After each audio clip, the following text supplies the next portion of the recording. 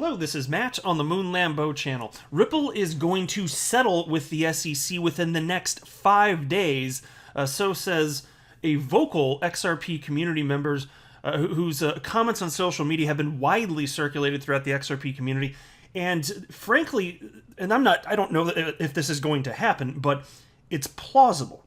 In fact, even attorney Jeremy Hogan, who I suspect the majority of you at this point are familiar with, a well-known attorney within the XRP community, so not part of the SEC, not part of Ripple, has just been covering what's been going on here. Even he has stated that it's possible you could see a settlement by the end of May. And I'll be sharing with you his specific comments on that. I have a direct quote from him.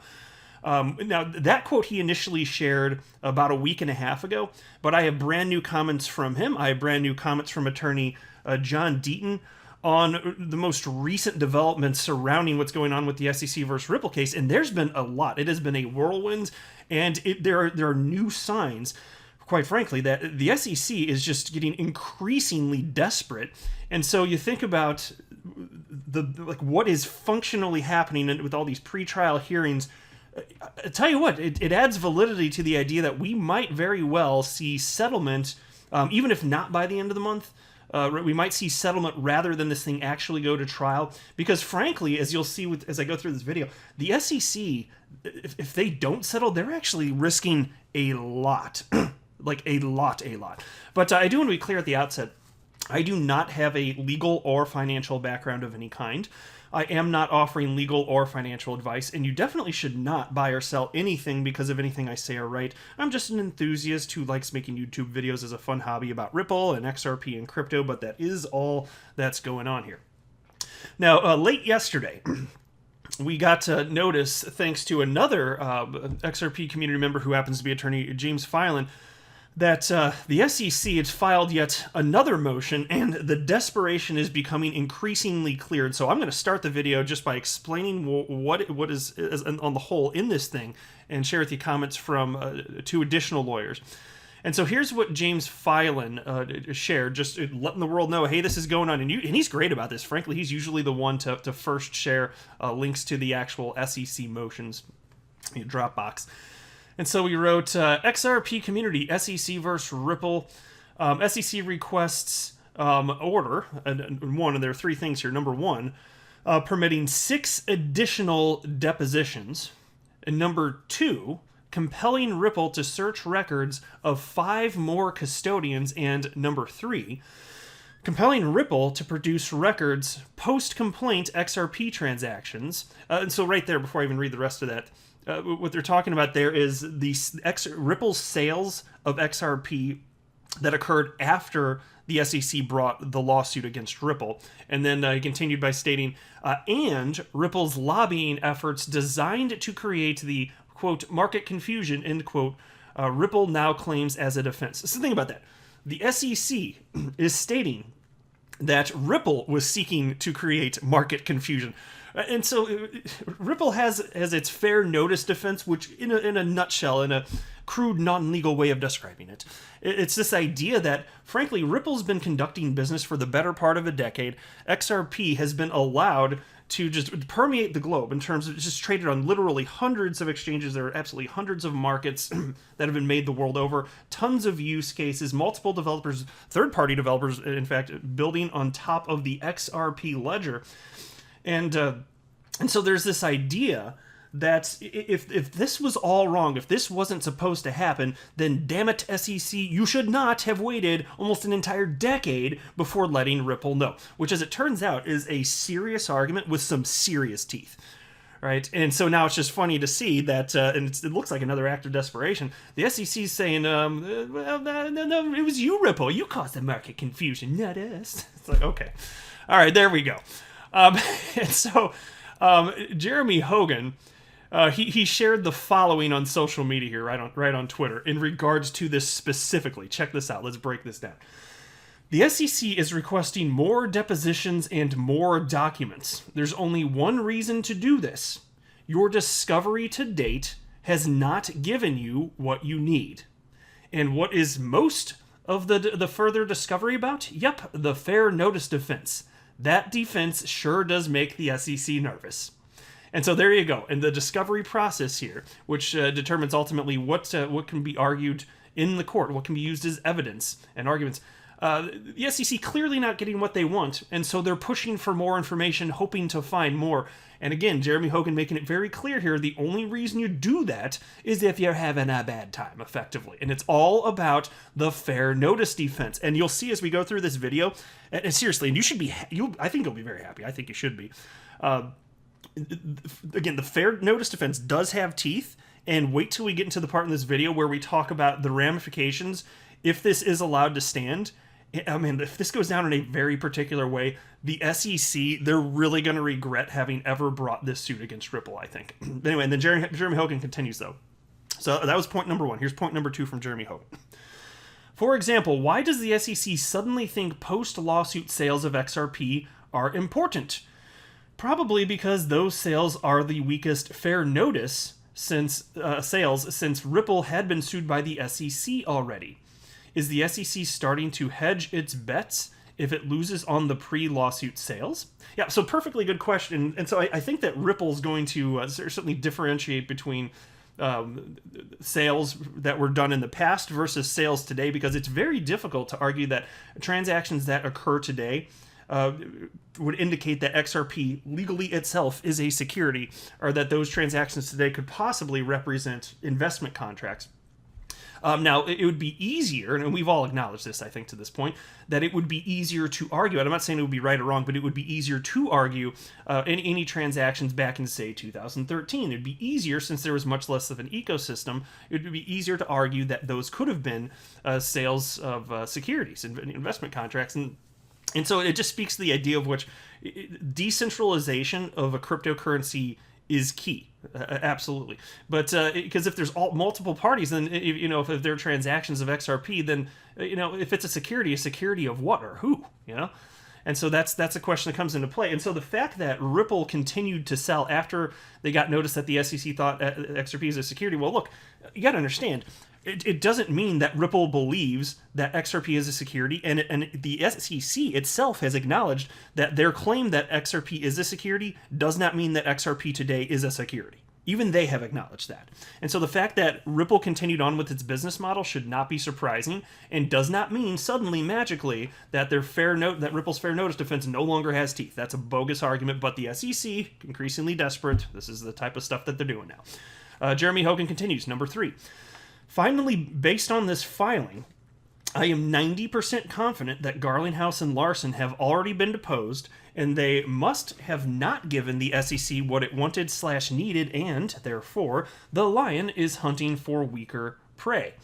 Yeah, and so I think he's speaking to specifically the fact that the SEC wants to have a little sit-down talk with a bunch of other individuals. I'm going to highlight a couple of them in just a moment here.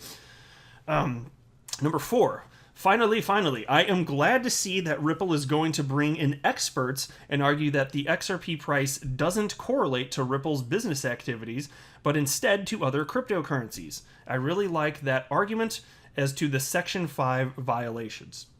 Yeah, and so that functionally matters, because it's not the case that if you're buying XRP that you could reasonably count on Ripple to impact the price of XRP. And having been in the space for 3.5 years, I can tell you there's been endless good news about Ripple and XRP, and it didn't do a damn good thing for the price. It absolutely didn't. The whole market moves in tandem, and this weakens the SEC's case, and they have to know it. They don't like it.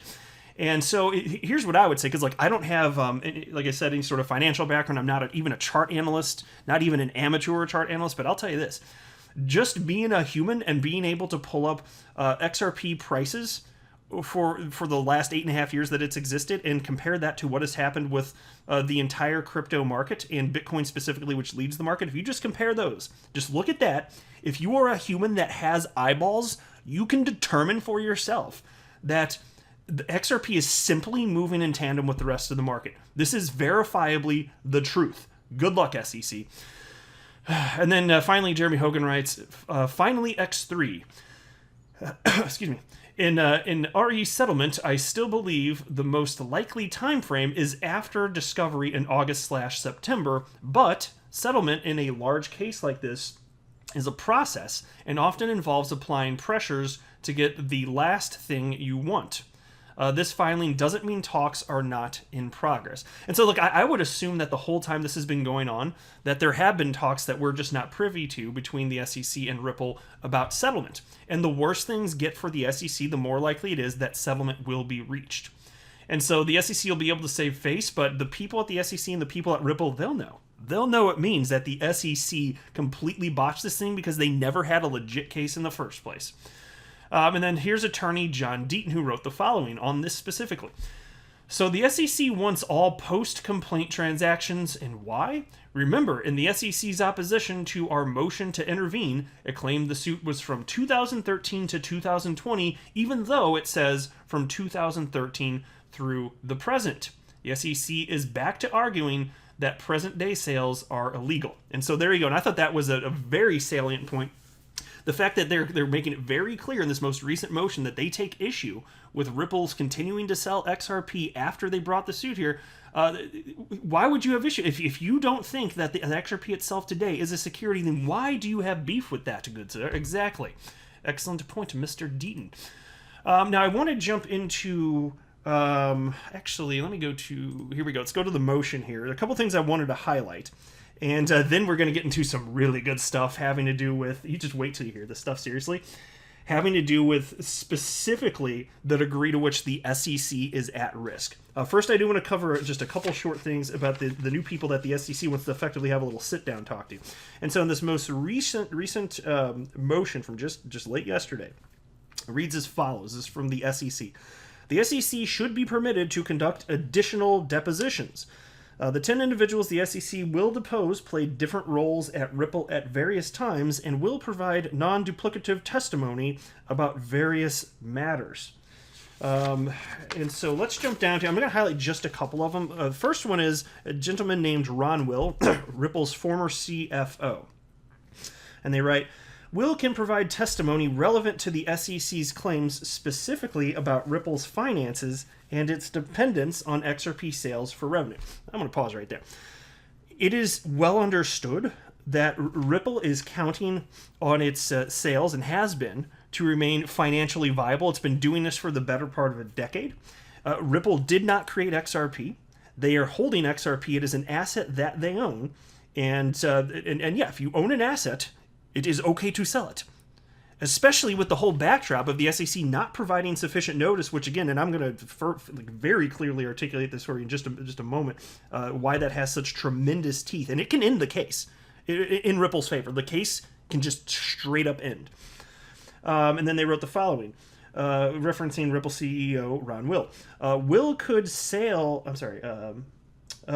discuss the revenues Ripple earned from its sales of XRP, as well as revenue, if any, from the on-demand liquidity platform. Now, that's funny to me, too. That kind of made me chuckle, because they're arguing that XRP has no utility, but now they want to sit down and talk with this guy to find out about the utility of XRP via on-demand liquidity. Okay, thanks, you bunch of asshats, for nothing. Then it continues.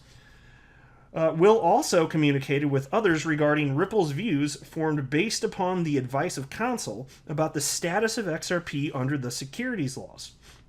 Will is therefore an important witness regarding the supposed confusion in the minds of market participants as to XRP and Ripple's role in forming those views. And so it's very clear that there was absolutely confusion, because Ripple communicated to their partners that they believed that XRP was not a security based on legal counsel. What in the ever... And then you knew about this, SEC. You knew about this for the whole damn time this was happening and chose to do nothing. It's one of many reasons you'll see, and I'm going to talk more about that again in just a moment, why this whole thing has teeth. Ryan Zagone, you guys familiar with him? He's the former head of regulatory affairs at Ripple. Check this out, because this really steamed my vegetables, because the SEC is making an argument that they know is a bogus argument. Check this out. Here's what they wrote. Ryan Zagone communicated with regulators and policymakers regarding the regulatory framework for digital assets and XRP's status under the laws of various jurisdictions. He also expressed internally views that XRP was different from Ethereum, one of the two assets Ripple now claims dictate the relevant legal treatment of XRP. Look, oh my God, they know this, what I'm about to tell you, they know this. He's talking about the technological differences between Ethereum and XRP, not whether it's sold as an investment contract, which is the question at the heart of this case, you bunch of pricks. What the hell? They know this. They're increasingly desperate. Absolutely, they know this. This is a bogus argument. And then they write, Zagone interfaced with certain market participants, including at least one digital asset research and advocacy group, to express Ripple's views as to whether XRP's offers and sales would be securities. Exactly. And what did they say? Do you think that when Zagone sat down, he said, "Oh yeah, so we got word from our lawyers. Yeah, it looks like XRP is a security." No, it looks like it's not a security. Jesus, this is not difficult, but that's just paint the narrative you want to be true, whether or not it's grounded in reality. That is exactly what the SEC is doing, and it's repulsive. Now, take a look at this. Now let's get into some serious meat action right here.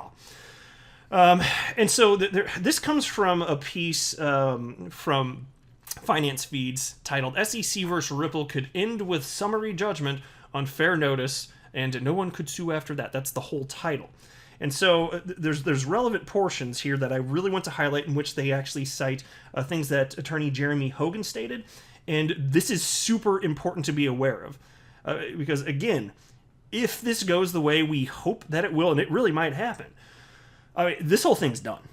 This whole case is absolutely done, and the SEC is going to have less power moving forward, which is why I started this video by talking about this idea that you may see settlement much sooner than later.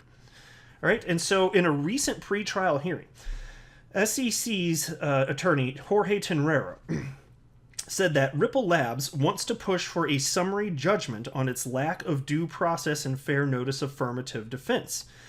Attorney Jeremy Hogan reported that moment and suspects that Ripple Labs wants that hearing to happen even before the hearing regarding the nature of XRP, which could end the trial without that regulatory clarity, but with a precedent that would allow any future defendant in a similar lawsuit to claim they had no fair notice from the SEC. And so, to be super clear here, Ripple wants, and this makes perfect sense, they want a decision on whether or not their argument of fair notice, due process. They want to confirm that is an argument that absolutely stands whatever legal test they have to mentally go through and just determine whether or not it actually should have standing. And that makes sense. You'd want that because, again, if you have that, this whole thing's over. And why? Well, Jeremy Hogan has made it pretty clear. The SEC is legally required to provide fair notice, or else its legal attack absolutely has no merit. You can't provide no clarity and then allow participants in a market to conduct business and then come back a decade later and then say, "Oh yeah, but you shouldn't have done that, and now you're getting penalized like tremendously to the tune of $1.3 billion.